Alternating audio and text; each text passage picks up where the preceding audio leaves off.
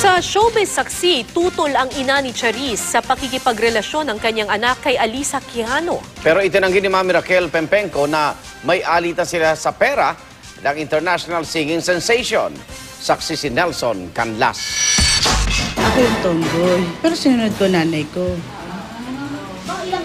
Nasasaktan pa ako ng nanay ko. Magpakababae ka. 18 ako noon. Sa pag-aming ito, nilinaw ng ina ni Charis na si Raquel Pempenco ang dahilan kung bakit hindi raw malaking issue sa kanya ang paglantad ng anak bilang isa ring lesbian. Kung hindi issue ang paglantad ni Charis, totoo kayang pera o mano ang dahilan ng alitan nila ng anak. Bali-balita kasing aabot o mano sa 100 milyong pisong kita ang posibleng mawala kay Charis dahil sa kanyang paglantad. Pero itinanggi ito ng ina ni Charis.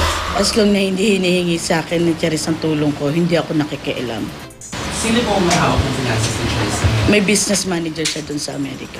Gayunman, totoo anya na tutol siya sa pakikipagrelasyon ni Charis kay Alisa Quijano na kaninang umaga lang ay kasama ni Charis sa isang guesting.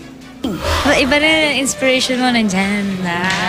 Nagbigay ako kay Courtney, tinanggap ko sa bahay. Pinakisamahan ko. Pero by this time, si Alisa hindi ko matatanggap.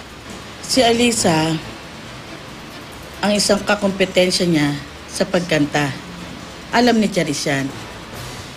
Kahit si Charis yan, kung maibabalik yung panahon, ayaw niya makasama yung mga tao na yun.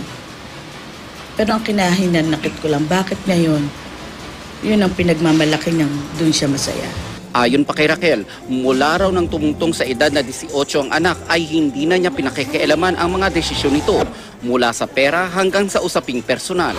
Isa lang ang sasabihin ko, hindi ko kilala ang anak ko ngayon.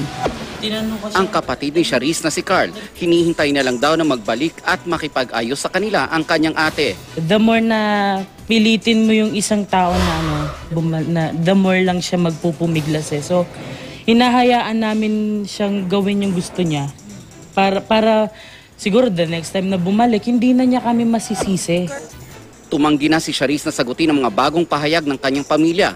Pero sa naunang panayam sa kanya, sinabi niyang batid niya ang hinanakit nila lalo na ng kanyang ina. Mahirap pa pong mag-reach out sa kanya kasi alam ko pong